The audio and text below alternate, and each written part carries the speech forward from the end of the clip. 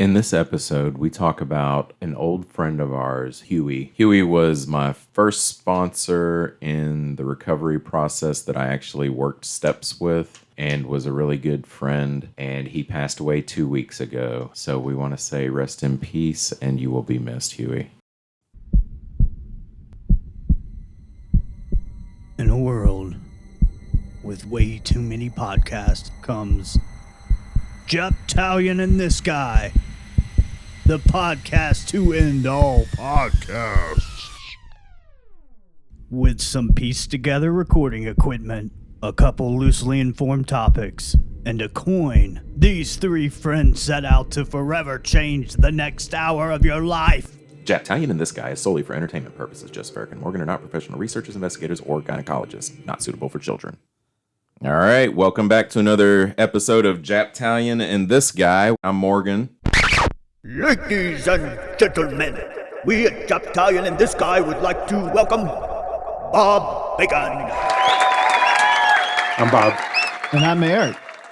So what we do here is we usually get together, three of us. Usually it's Joseph, but we get together, we shoot the shit, we flip a coin, we go over a topic that somebody has researched and talk shit to each other. But we're not going to flip a coin today, right? Right. We're going to do a little special thing because we got Bob with us here. And Bob's not afraid to talk about what we're going to talk about. That's right. Get your panties ready, ladies. They about to be soaked.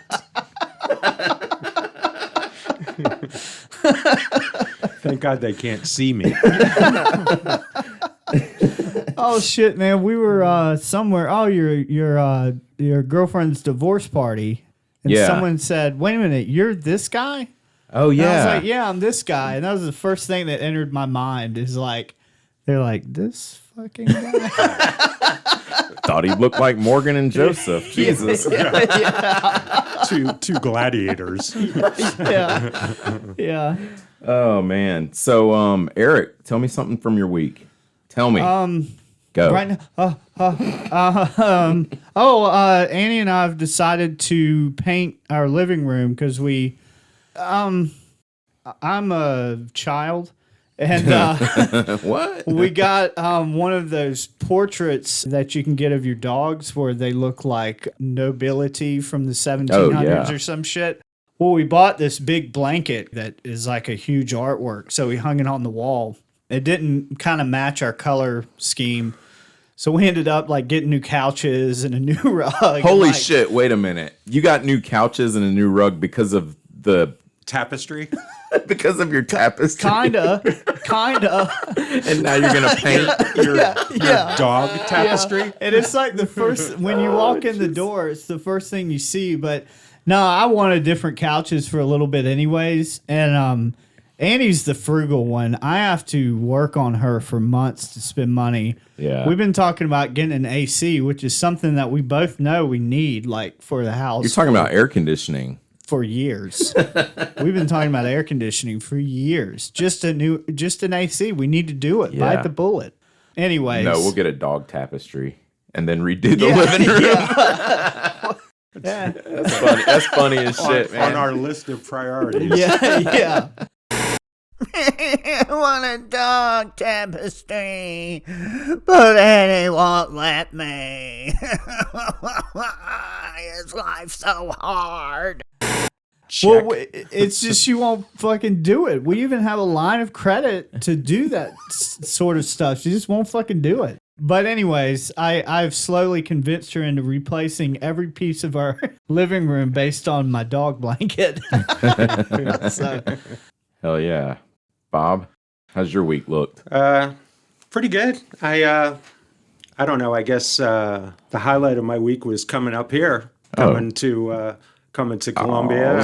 You guys know Columbia. I live down the Hilton Head area, and got to come up and see my daughter and go to a baseball game with her last night.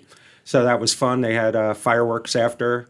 Fireflies? Yeah, early July 4th thing. But it was cool. Like, she didn't come down for Father's Day. She wasn't feeling that good that day. So she called me and she said, hey, you want to go to a baseball game? And, you know, I'm a sports junkie.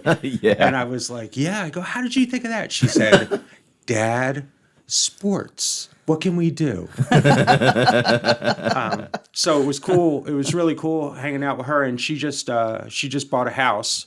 And so, for the first time in my life, I got to sleep in a house owned by one of my children. Oh, nice. Yeah. Hell so yeah.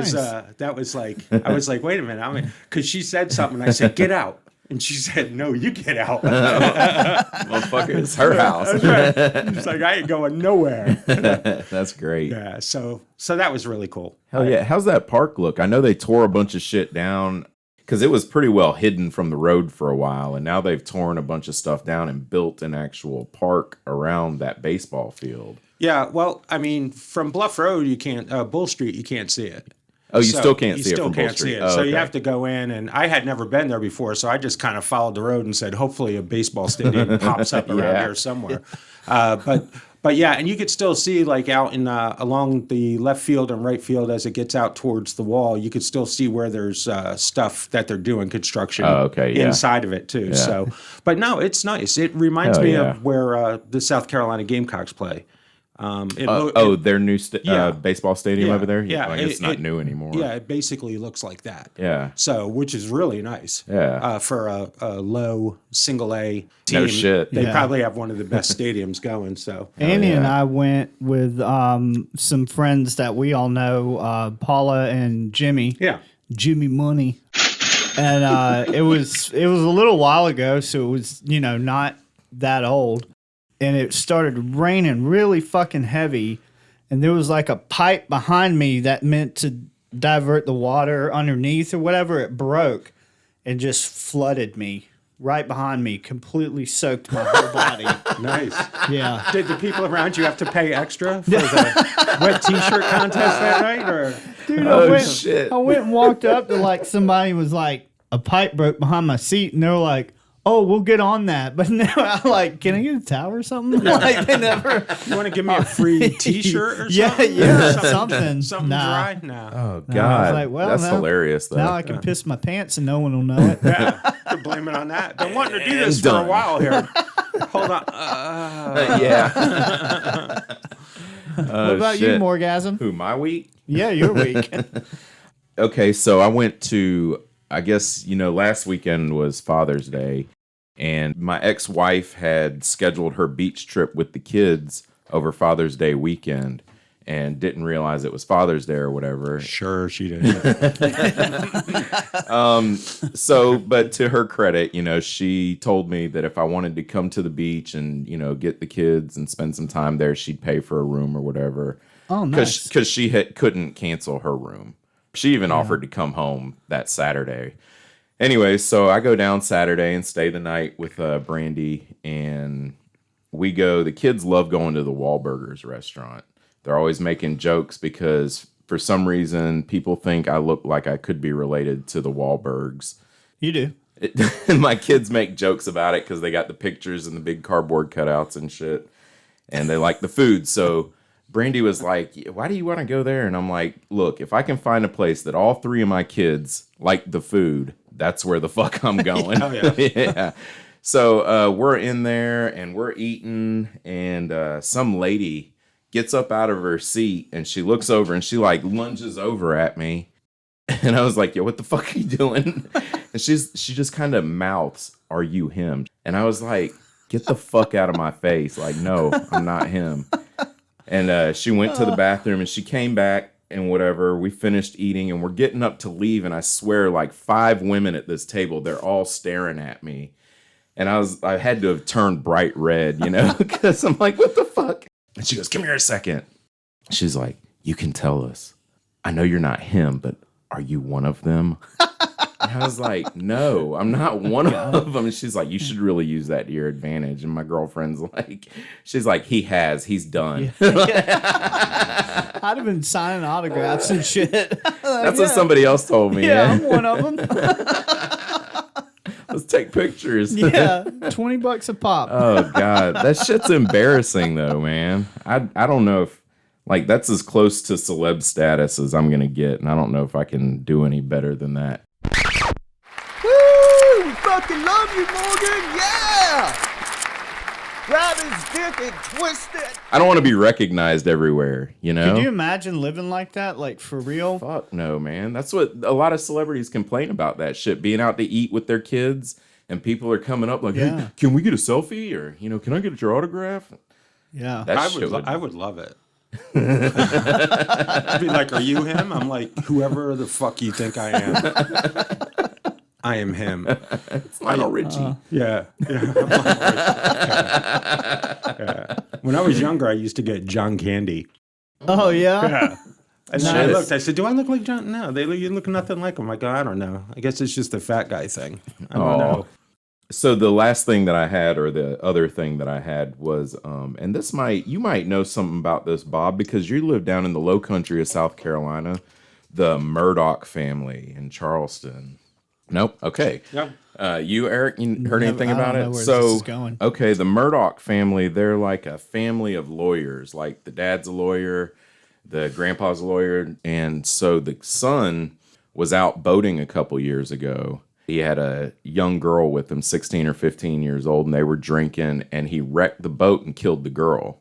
Oh, damn. Yeah. And apparently the Murdoch family made their big fame by suing the railroad companies. And I'm not sure what they sued for or whatever, but that's how they made their fortune and their fame down in Charleston. So the kid kills this girl because he's drunk driving a boat, and nothing ever comes of it, right? And I don't know if it was a couple weeks ago or a couple months ago, but it was very recently. The son and his mom were both found murdered. And people are thinking that it's tied family. to... Yeah. Because they started raising hell about it. Like, why has it been 2 years and nothing's been done with this kid? And then boom, him and his mom pop up dead. Yeah. This shit's crazy. And then just by sheer coincidence, the grandfather passed away from like a heart attack or something a couple days after that. From watching them get murdered. South Carolina justice. Oh, man, I was hoping you'd have some info on that, Bob, but I guess Charleston's not right next to you. No. Yeah, it's like 2 hours away. Yeah. It's about as close to me as you are the other way. Yeah.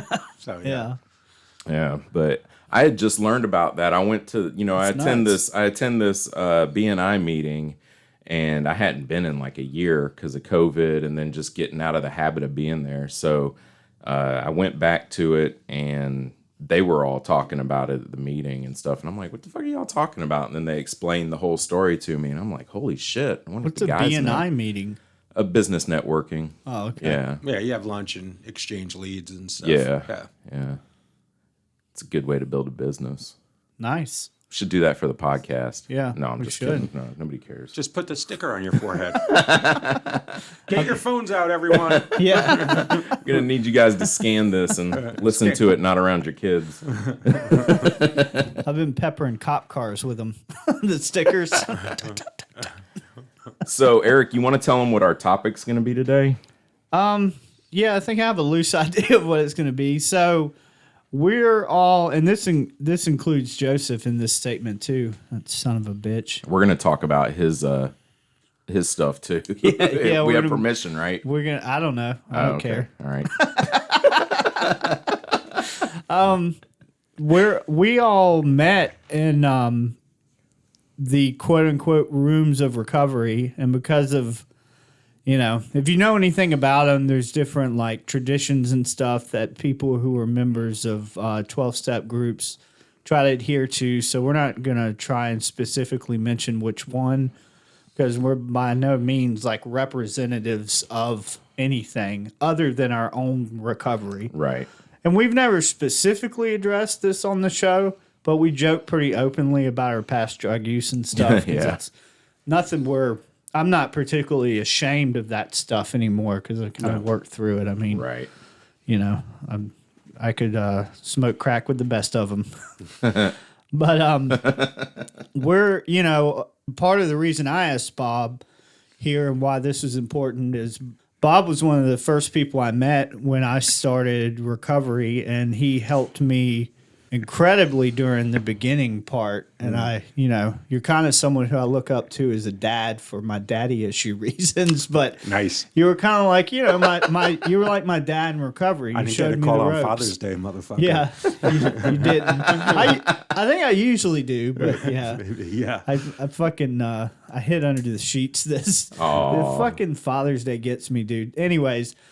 Yeah, so I thought it'd be fun if we brought someone recovery related up here and had a chat. Plus, Bob opened it up on Facebook. He made some joke about being a part of the show or something. I immediately DM'd him. I'm like, dude, we'd fucking love that. Are you serious? Yeah, seriously. Yeah, because, I had to put it out there. I was getting, I was feeling feelings. Yeah. Well, to build Bob up for a minute, this is awkward. Bob's like one of the funniest, most charismatic people I know, too. Did you ever know you were my hero? You're everything I had hoped to be.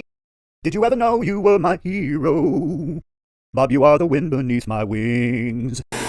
I gravitated towards Bob because he made recovery fun, People don't end up in the rooms of recovery because it's like fun. Like nobody walks in the door wanting to be there. Hey, we have dances. Yeah.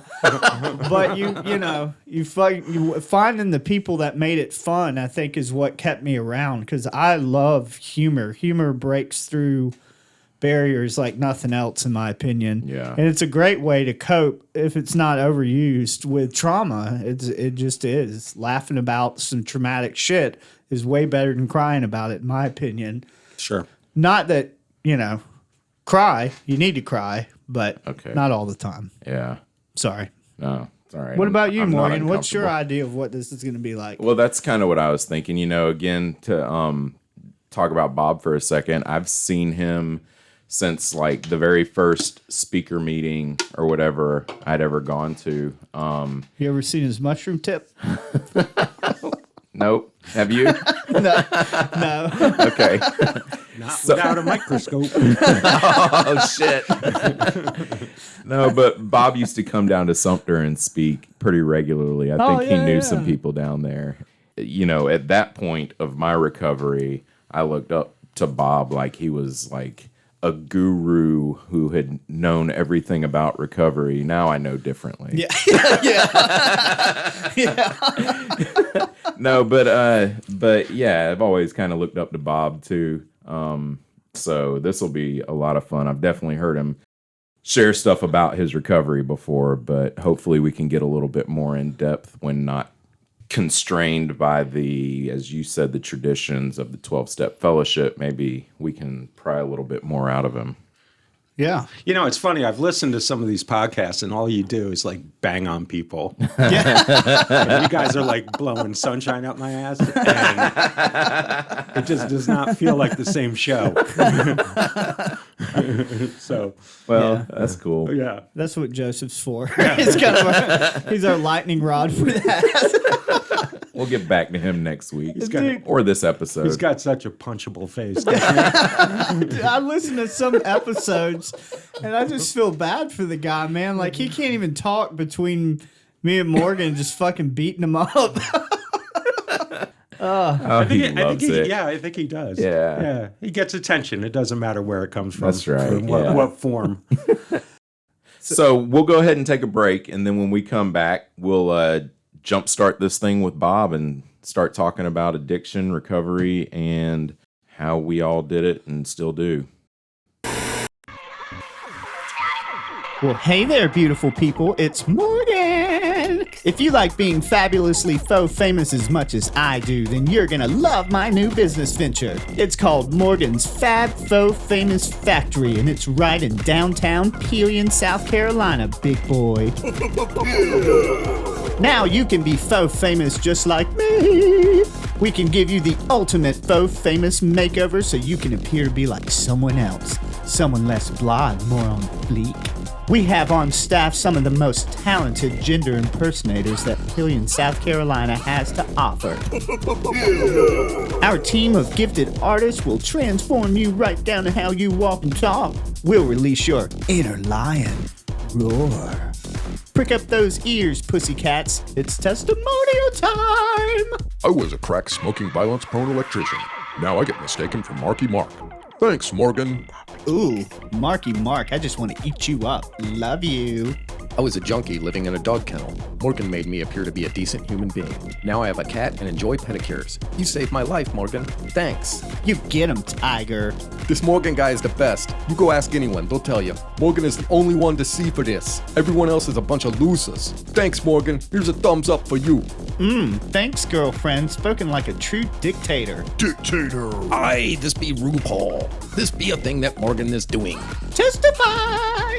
All right, all you little sluts. Filthy whores. Come by Morgan's Fat Faux Famous Factory in downtown Pillion, South Carolina for a consultation. If you have to ask how much it costs, then you can't afford it. Smoochy boochies, bitches.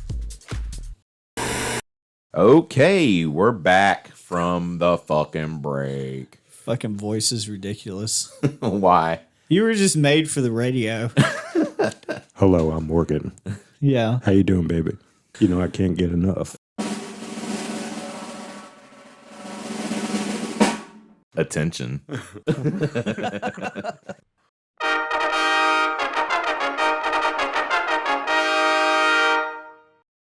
Hear ye. Her Royal Highness and Majesty, the Queen, has ruled that joke was so bad, we shall begin with the interview.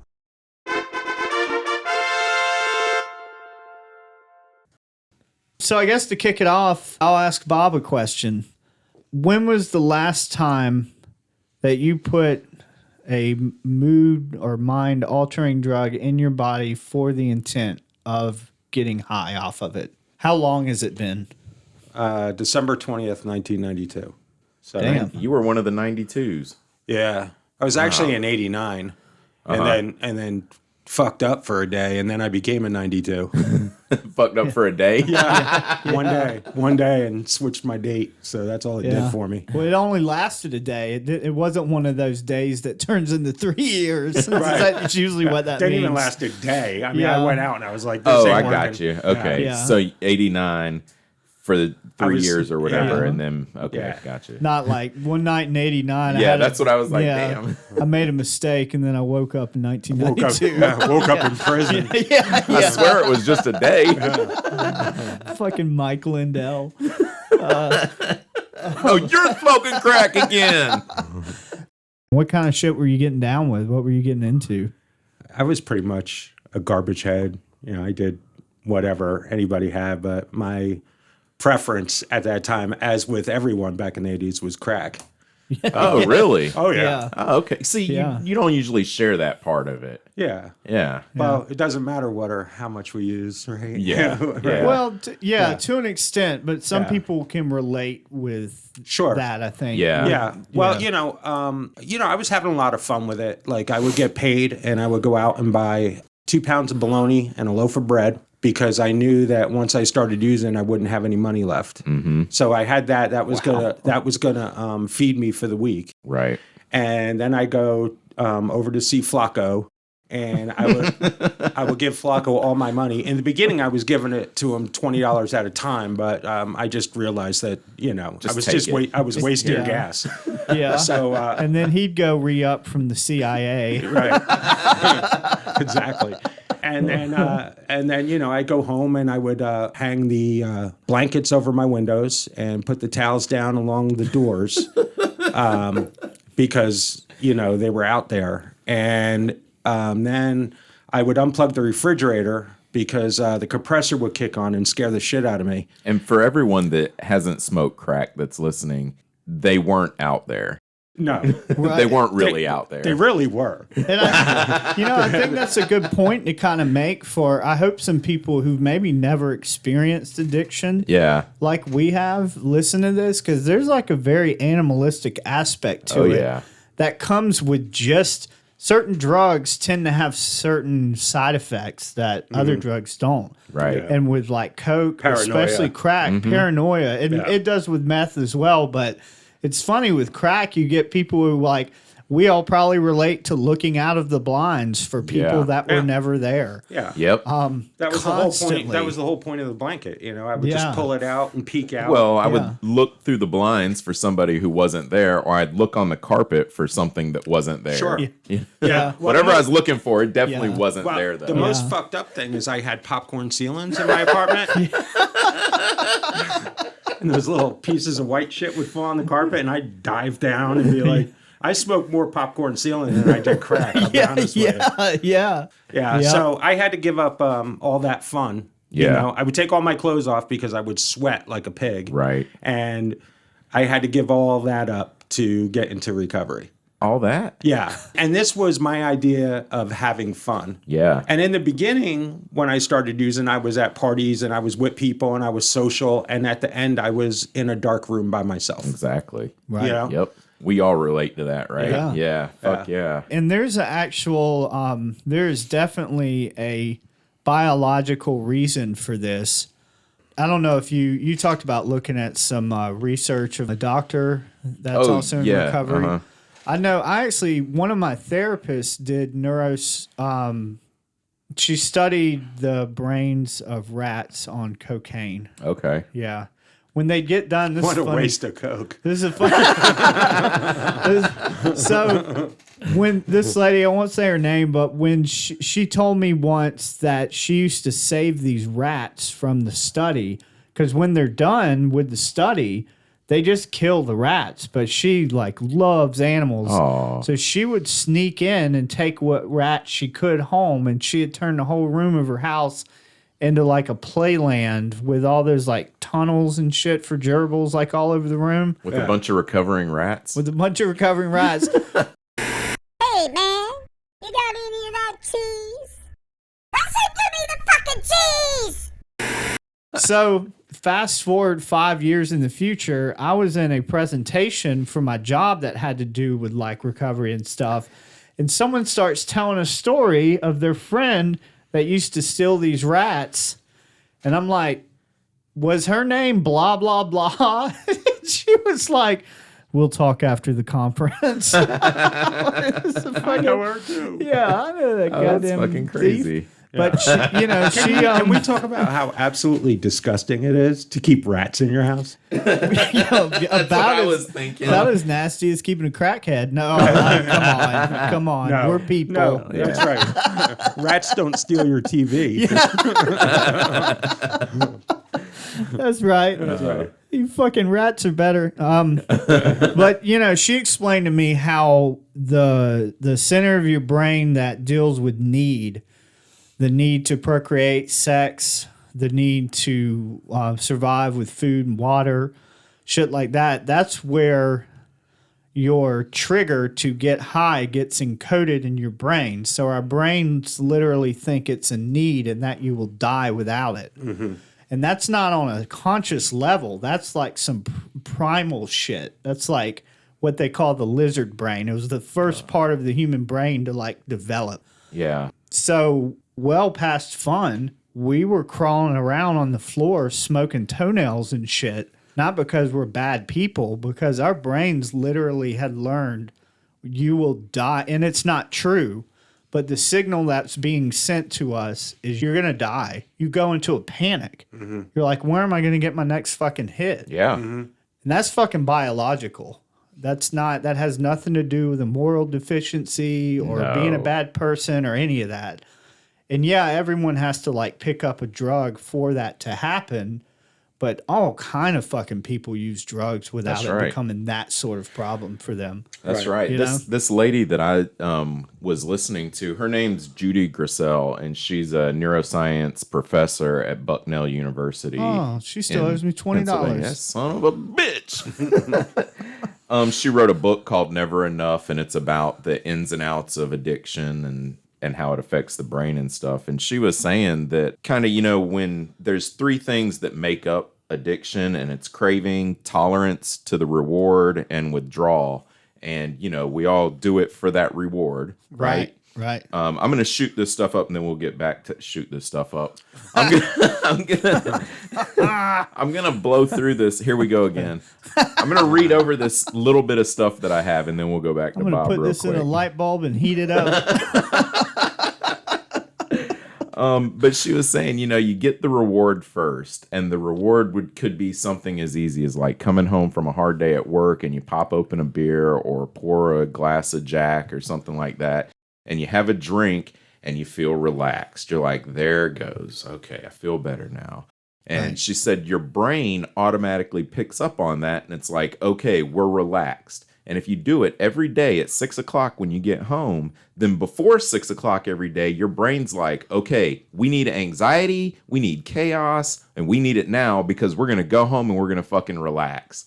And then you start building all that anxiety and stuff, and you go home and you drink, and the dysphoria is met with a little bit of euphoria, and that's where tolerance comes in, right? So then you're just normal. So then you feel like you need more to tip the scale. Right. So that's how you start using more and more and more and more, she was saying. And then obviously when you run out, you wake up, you go through the withdrawal of like a hangover from alcohol, or you run out of crack and you immediately are trying to sell your shoes for it, you know? And that's the craving part of it. Like, I got to have it. I got to have it now. My body says I need it because because then once it wears off, then it tips the other way real quick. Right. And she was saying that that's the brain when you're putting your physical self through so many changes so quickly, your brain can't keep up on what's important and what's not important and, you know, what's a need and stuff. And so she was saying that then you start craving it, and it's just a whole vicious cycle that the three of us are well aware of. And that sounds about right. Doesn't it? Yeah, sounds about right. Yeah, my thing was, you know, in the beginning, I could get that relief. You know, I could feel the relaxation, but at the end, I mean, I would take the first hit and still have a handful of stuff, and I would immediately go into a depression because I knew it was going to be gone at some point. God, yeah, definitely. You know what I mean? So I literally got about 5 minutes of relief, and then it went into panic. Yeah. Because I didn't have any more money, and this was going to run out. Right. You know? And there was no fun left in it. And I remember having this constant battle of waiting long enough for the hit high to go down, because the hit high doesn't last very long at all. But then there's a long period of like you're jittery. Sure. Waiting for that jittery to kind of die down so I would get more of a lift when I smoked my next one. But it's crack, so you're not waiting around with this stuff. No. I mean, you're doing it. Yeah. So there was always this internal struggle of wait, nope, not yet. Okay, now it's good. Mm-hmm. And it was like torture from the second I did it. But my mind was like, you got to do it.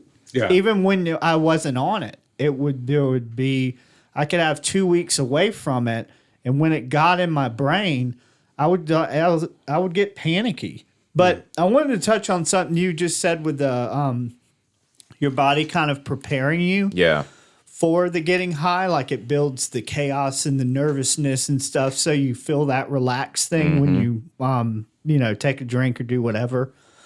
The same lady who therapist of mine would tell me that if you took the same amount of morphine or some opiate, heroin, and you got high off of it, and you got really high, and you knew you were going to get high off of it, if you took that same amount and just someone caught you off guard and shot you up with it real quick, you would OD because you haven't built up the expectation of getting high. Wow. Your body physiologically.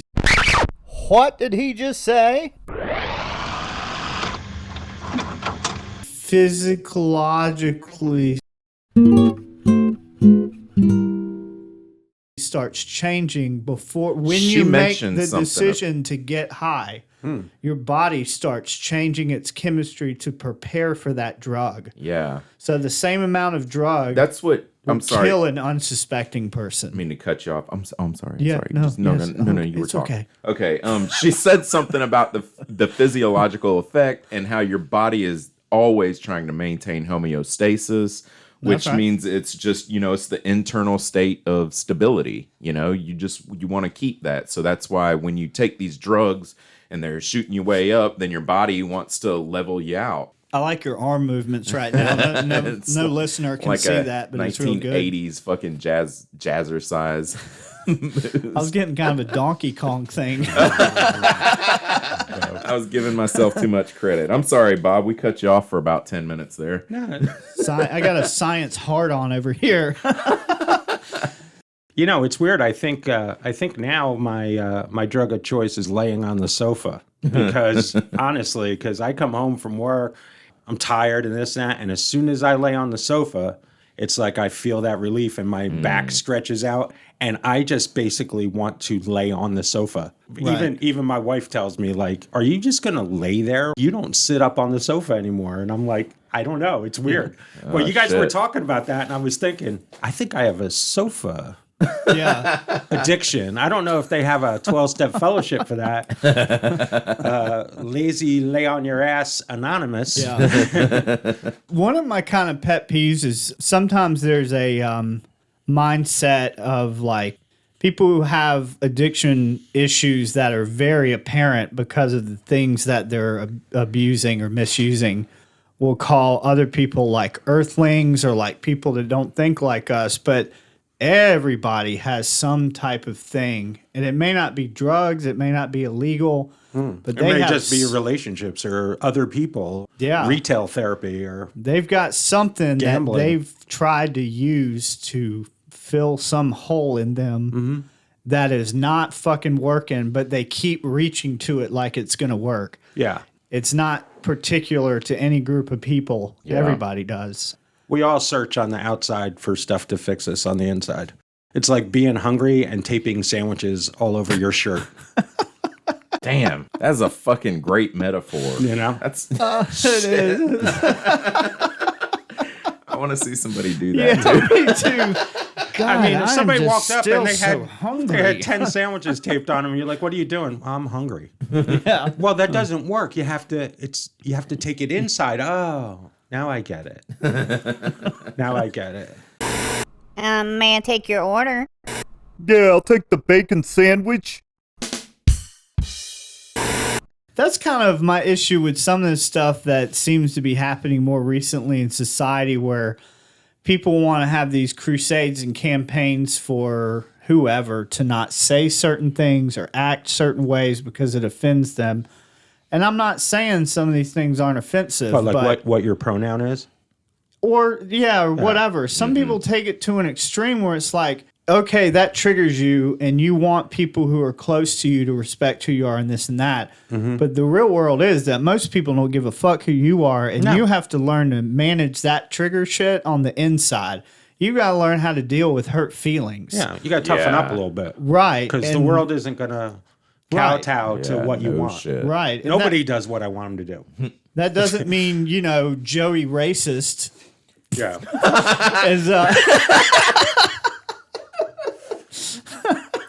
Joseph is not a racist. He's not. Just putting it out there. Thank you. He's an Italian American. And so far from racist. Yeah. He is. That's why it's funny to me. That he got those tattoos, I know. I'm just kidding. But, it's not okay for them to be that way. That's not what the argument is. But also, learn how to deal with fucking hurt feelings. Yeah. Anyways, what are some ways? I mean, we all, we've met in 12 steps, and we, the 12 steps for people that don't know, it's basically like a format that is kind of imbued with principles for you to live your life by, or attempt to live your life with these principles, so that your life has more meaning and value outside of external stuff. Like, we're not taping sandwiches on anymore. We're taking a look inside and figuring out who we are and what makes us happy and try to spread that on to other people. Is there anything else that you would credit with your recovery outside of 12-step stuff? Well, how I felt before I came in. Yeah. Okay. Had a lot to do with it because I was miserable. You know, I wanted a way out, but I didn't know that it existed. Yeah. You know, I had heard about 12-step fellowships and this and that, but, you know, that might work for them. You know, it's like hypnotism, you know? Yeah. Like, you know, people who say, oh, you can get hypnotized to quit smoking. Well, it might help you quit smoking, but, you know, you don't know about my habit. Yeah. Right. You know, the 12-step. But what that did, besides just working the steps and this and that, was it gave me friends that were also trying to do the same thing. One of the problems I had is everyone I knew while I was using also used, because if they didn't, I didn't have a need for them, you know? Right. And nobody that was like normal or an earth person or whatever you want to call it wanted to spend any time with me at all, because all I did was get high. I just found making friends and learning how to have fun without the use of drugs. I did not believe that was true. Shit. You know, my idea of fun was getting loaded. And once I found out that I could have fun and have stuff to look forward to and be around people that I liked and made me laugh and that we had a good time. And, you know, we'd all go over each other's houses and watch movies and play cards and drink way too much coffee and talk about, you know, who was fucking who and what movies have you seen lately. I mean, all the important stuff, you know. And what I found was that I actually enjoyed it and I looked forward to it. We would go out to eat after meetings. I like to eat and just and hang out. And the thing is that these people that I was in there with were the same type of person that I was, and had that irreverent sense of humor and, you know, found the same sort of stupid shit. You know, we're all a bunch of 12-year-olds running around in there. And that's what really attracted me to it. It wasn't like, oh, I'm going to go to this 12-step fellowship and I can't wait to work the steps and understand the traditions and practice spiritual principles and all my affairs. It wasn't like that. It was like, I just wanted some relief. I wanted to find a way to live without having to give all my money to Flacco. Yeah. You know, I really didn't have a drug problem. I had a money problem. Yeah, there wasn't enough money, was there? There wasn't enough money. Yeah. If I would have had enough money, I don't think I would have ever got clean. You know what I mean? It was, you know, what I had to do for money, how I felt about myself. You know, I like living indoors. That was an issue, because when you're doing that, giving all your money, there's no money for bills. I want to say that's what I see a lot of times is an issue with a lot of the friends that we have that end up dying from this. That's a huge issue that they have in their addiction, is that they do have enough money. Mm-hmm. Yeah. Their family has enough money. Their family will enable them to their end. You know, dude, Michael Jackson had a doctor bringing fucking propofol to his house to help him sleep.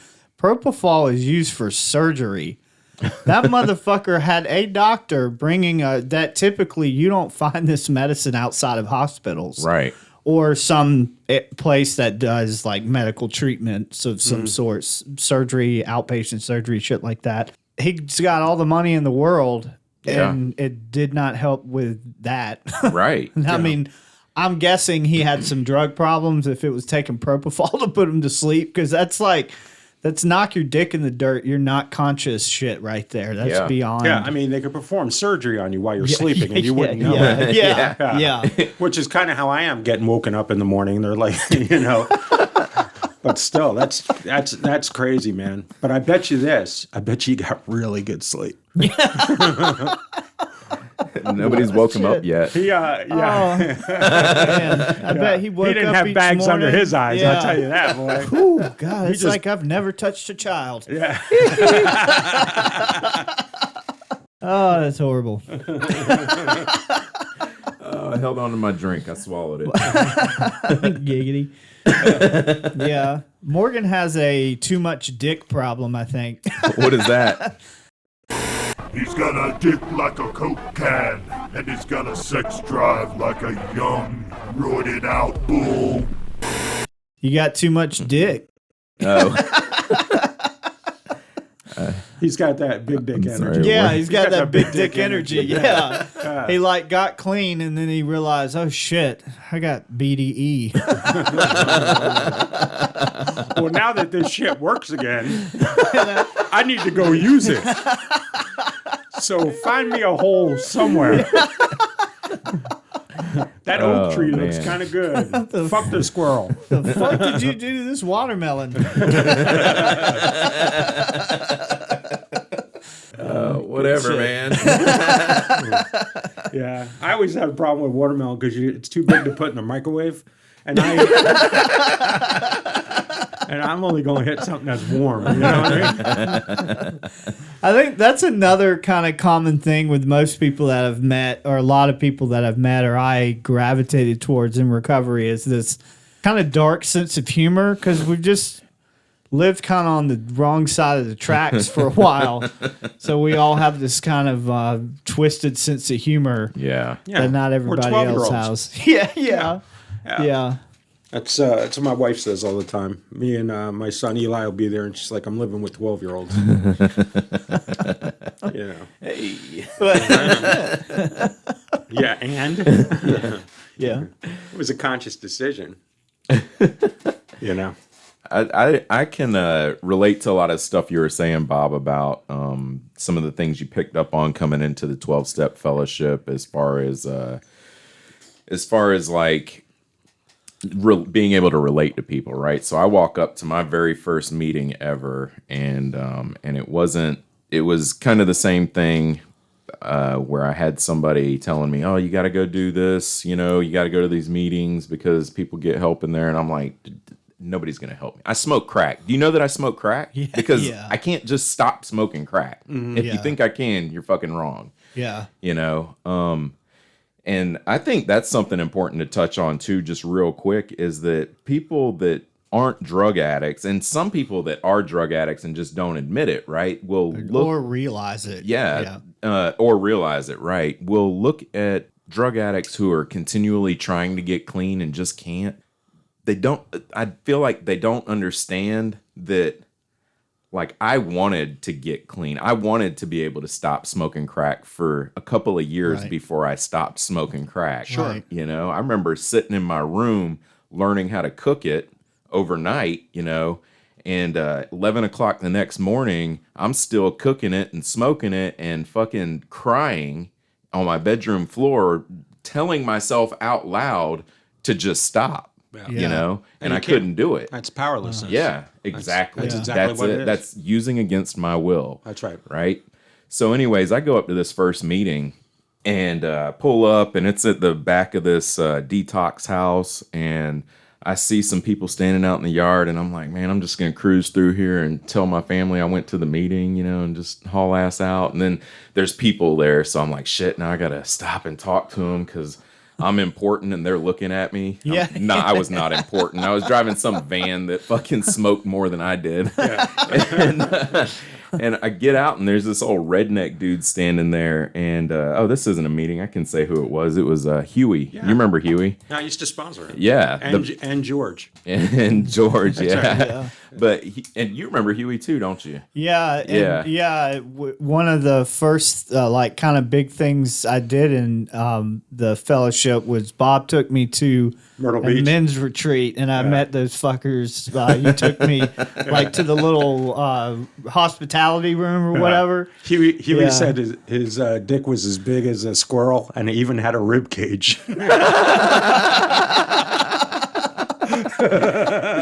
So I walk up, right, and I'm like, hey man, I don't know if I'm in the right place or not. And he goes, oh, Bo, you in the right place. Come on over here, Bo. Let me tell you something about yourself. And he starts talking about him, But every fucking thing this dude said, I was like, shit, yeah, definitely. Yeah, I drink one beer and I'm pouring out the next one, poking holes in it. That's right, yeah.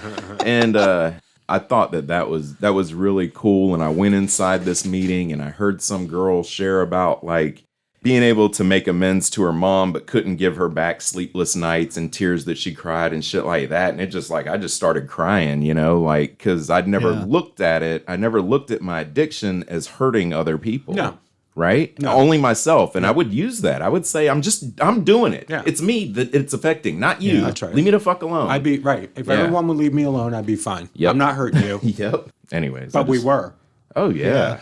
And having raised a child that turned out to be an addict, I understood. The family part? Well, I understood, him leaving the house and me not knowing if he was going to make it home. Yeah. And, that kind of stuff. And coming home and looking around to see if anything was missing. Oh, yeah. Because he was stealing from us and he was doing all that kind of stuff. Jesus, yeah. Yeah.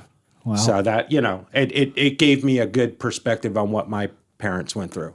Yeah. Yeah. My mom actually, before I got clean, which led me to recovery, my mom went to a fellowship for family members and friends of drug addicts and alcoholics. They give you a black belt in leaving you alone. Yeah. So I was like, she told me she was going to that, or my dad told me that my mom was going to that or whatever. And he had went to a couple too. And, they needed to stop enabling me. And I'm like, fuck you, fuck her, fuck all of them. I'm going to go beat their fucking asses.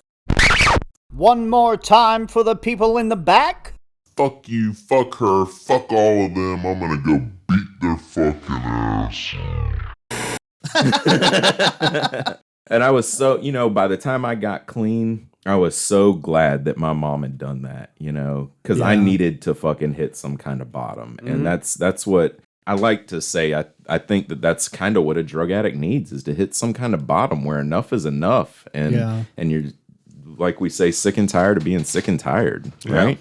Yeah, the problem is some people, their bottom is death. Yeah. That's the thing. Like my family did the same thing. My mother and went to the fellowship for black belts, and I wasn't allowed to come home for Thanksgiving. Yeah. I wasn't allowed to come home for Christmas. None of my brothers or sisters would talk to me. Right. And I was just alone. Which was like, hey, fuck them.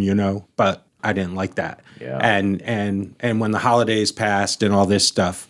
My clean date's December 20th. So, I was right in the middle of all that stuff. Shit, and I was like, I can't do this anymore. Cause I was sitting in a little apartment in Philadelphia, a basement thing that was dark and damp and, had blankets over the windows. And I was like, is this who I really am? Is this me? The worst thing somebody could tell me when I was younger was, you have so much potential. Jesus Christ. I heard that phrase so fucking much and it scared too. the shit out of me. It used to fuck with me because I knew I did. And I knew I was wasting it. Yeah, but that kind of thing, the family is enabling, which I went through. Not went through. I mean, I was grateful for it at the time because I knew, I knew if, I spent all my money and fucked everything up, that my dad would curse me out and tell me how fucked up I was, and then he would stroke a check. And he would pay my rent and pay this and that so I could continue to keep doing it. He'd like put a pillow under my ass. Yep. And it wasn't until all that went away and I was alone. And I'm not that tough. You know what I mean? Like, I'm not the kind of guy that's going to go out and sleep under bridges and my wife could tell you what good cardboard is versus bad cardboard. I mean, she did all that stuff and slept in the park in San Francisco and was homeless and all that. She's tough. Me, no, I couldn't do all that. So I got to a point where it was just like, this is not who I want to be anymore, and I've got to do something. And I went to treatment a lot. Yeah. I didn't get it the first time. I went to treatment the first time in 1982. Wow. So I basically went from 82 to 92 before I stopped. Yeah. But I would have a couple years, 3 years, and then finally it wasn't worth it anymore. Like I don't care anymore. I don't feel like I'm missing anything anymore. I felt like I was missing something. Yeah. And I don't feel like I'm missing anything. Right. I mean, I'll go to restaurants where there's bars and there'll be drunk people walking around. Oh my God, that's fucking annoying. Right. And I'm like, that was me. Yeah. What an idiot. Yeah, and exactly. So I just look at things differently now. But I'm also, 56 and more than half my life I've been clean. So Nice. Wow. Yeah, that's a good way to look at it. A good bit more than half my life. So Yeah. So anyway, Yeah. on to the next. All right. I think one of the biggest things that abusing drugs and getting into 12-step recovery led me to was to digging beneath, and this is not for everybody, this is just me, and some people relate to this, some people don't, but digging beneath the drug problems to find that I had some big mental health stuff going on that I couldn't even tell I was doing so many fucking drugs. I'd started going to therapy, but here's a little hint for you. You can take as much anxiety medication as you want, but if you're smoking crack on top of it, it's probably not going to help. Yeah, it's not one of the prescribed anxiety medications. Man, they gave me. This might have been you that said this shit to me. They gave me, or Patrick. They gave me Ambien to sleep because I was having sleep problems. So. I took one night, and this is a side effect of Ambien. You could wake up and have these kind of lucid waking, like dream, sleepwalking, states. And I had one, and I'm wonder what would happen if I took 2 and smoked some crack. It was awful. So I did it again. Dude, these shadow people were coming off the wall at me. It was like this awful hallucination trip, and I did it twice. And whenever I recounted the story for somebody, it was either you or Patrick, they were like, yeah, you're an addict. You welcome. But underneath all that for me, I quit taking my psychotropic medications and all that and focused on my recovery to find out that was legit. And I started trying to use, and I didn't know what I was doing, but I was trying to use this fellowship whose primary purpose is addiction. It's one aspect of a mental health issue to fix my mental health stuff, and it doesn't work like that. It's not for that. It helps those things tremendously, but that's not the primary purpose of it. So I started getting real resentful that I was not doing well in these other areas. So it actually, I haven't went to 12-step meetings in a while, but it led me to other places that my recoveries continued that have more to do with my mental health. Mm-hmm. Because Bob told me once he didn't know, he's like, dude, I didn't know if I was going to be able to sponsor you because I didn't feel like I was qualified, honestly. Really? Yeah, he had a lot going on. Dude, I'd burned myself and cut myself, and I had a lot of anger towards me going on, and that's pretty common for addiction, but mine had manifested in a very mental illness way. You need professional help, and that's not an insult, but I did. Mm-hmm. But that led me there. That's where the 12 steps led me was. You need to focus on your mental health relationship stuff. Because I didn't even start using hardcore until I left my house, because my first using buddy, my first drug, so to speak, was my abuser. They told me how to live. They told me what to think. They told me how to feel. Because if I didn't feel, think, act the way they wanted me to, I was getting abused. So that was my way of life. And when I moved out, even though I really wanted to do that, because no one wants to be abused, I was scared.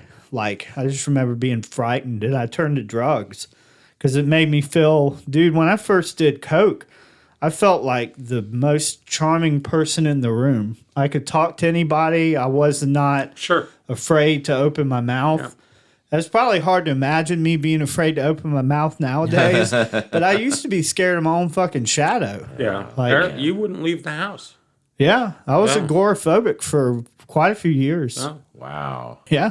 Yeah, I'm telling you, I didn't know. Yeah. Yeah, we'd sit there and talk, and you'd be like, hey, look at this, and look at this. And I was like, wow. Yeah. And I'm like, well, I can help you stay clean. Yeah. But, second step talks about finding powers greater than yourself, and one of them is, in a lot of cases, is a therapist or a doctor or, right. A lawyer if you get arrested or whatever. I mean, it's not, the 12-step fellowships is not the end-all, be-all, but it will give you a baseline.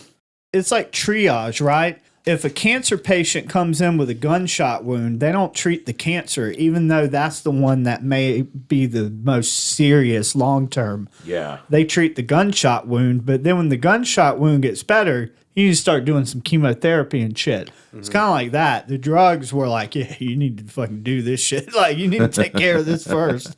But then when that got paved out of the way, or not out of the way, when it became manageable for me to deal with the tools that I learned through 12-step and in that particular fellowship, then I could deal with the mental health stuff.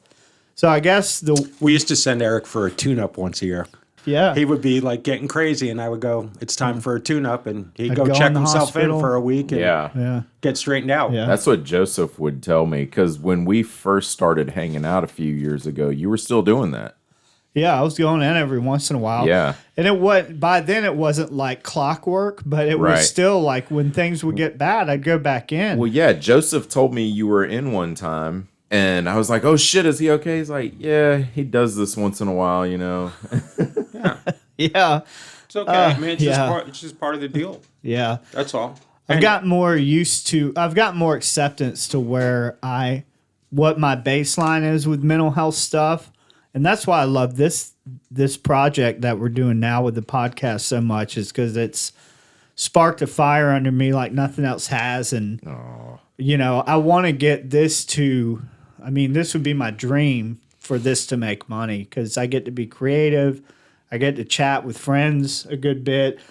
But just to wrap all up what I just said, for anybody listening that's maybe you think something's wrong or whatever, or you've tried stuff and it's not working, just do what fucking works. Like, if something's not working, try something else. If, you know, do what you need to do, go where you need to go. 12 steps have helped all of us immensely, but I know other people that went to church and fucking stopped. I don't get that, but they did it. So do what works for you. But I know for all of us, 12 steps, like, really, it just completely changed my life. I'm not even the same person. I mean, I don't think I knew who I was before that shit. Right. Yeah. And it still goes on. But, you know, when you first start 12 steps, there's a whole lot more to dig into. I look back 14 years ago before my first meeting at who I was, how my brain operated. You know, I think I had 90 days and this guy had loaned me some money, you know, to kind of help me out and stuff. And he was wanting it back, and I didn't like the way he was asking for his money back. That's right. So when I handed it to him, my other hand had a knife in it, and I was going to cut his fucking face up, you know? And Huey actually grabbed my hand. I was like, yeah, Bo, what the fuck you doing, Bo? You know?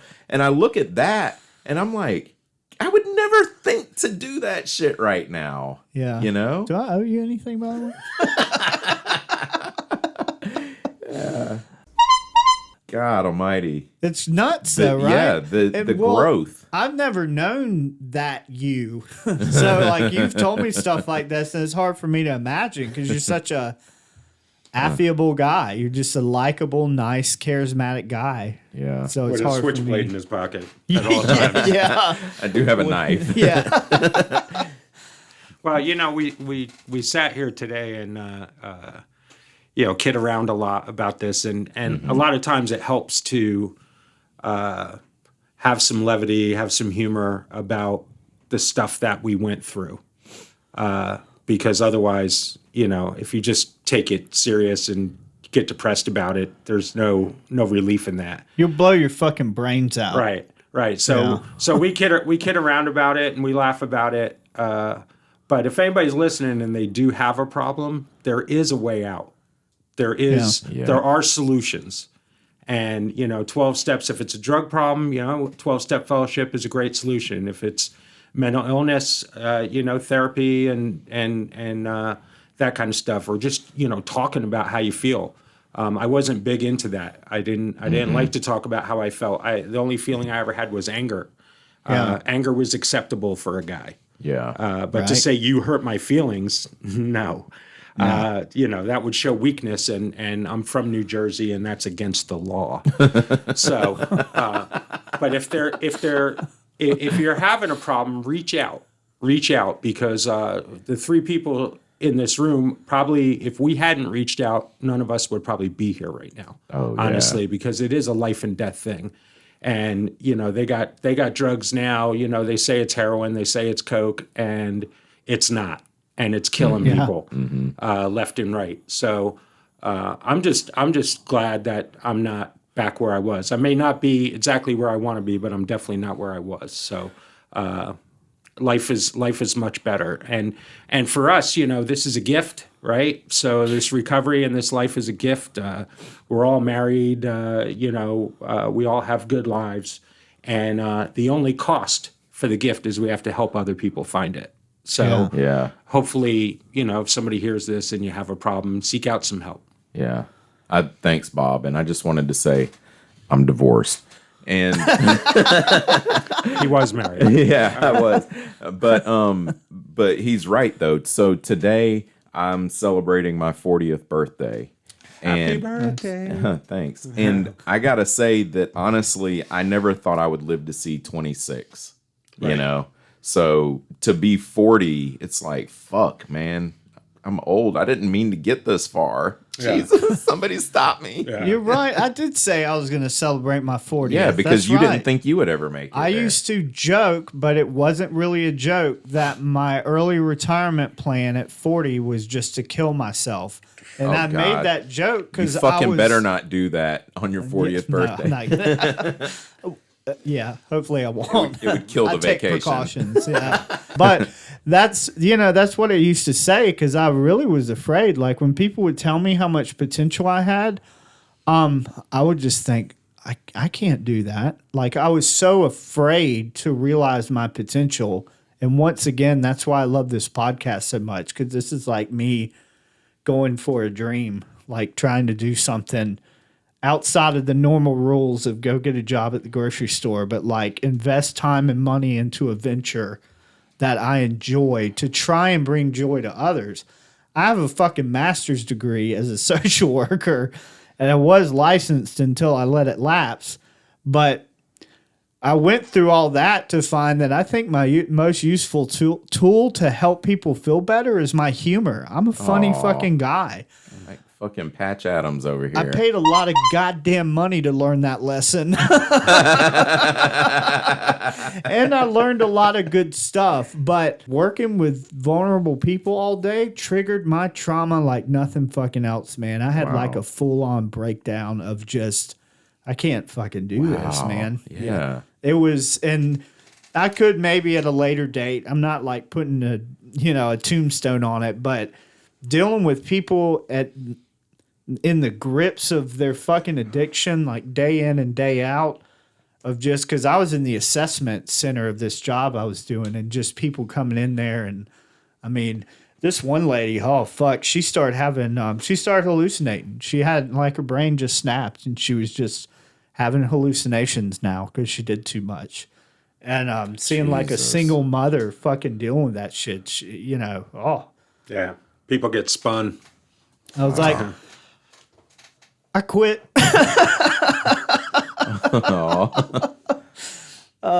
Damn. So Morgan, you got a final wrap up on this or something? I don't know. Drugs are bad. Okay. Okay. Bob, you got a final piece? This has been a lot of fun coming here to do this with these guys. We're all old friends, and I really like it, and hopefully I'll get invited back at some point. Yeah, we can talk about something other than drugs next time. Yeah. We'll bring Joseph back, and we'll just duct tape him and make him listen to our insults. Oh, we'll tie him up. He's not into that. Yeah, he's not. No, he's the tire, not the tie. We love you, Joseph.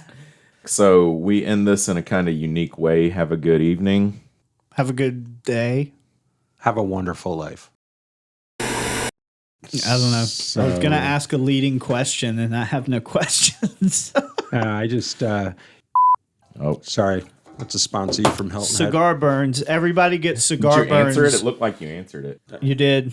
Did I? When a phone goes off, we all line up for cigar burns. It's the only way we'll learn. I'll call you back, Carl. Right? Right. Yeah. So. Uh-huh. And now, ladies and gentlemen, introducing Bob Noises. Or whatever. I'm like, and just, but so, well, I thought that, had but so, that, but, the,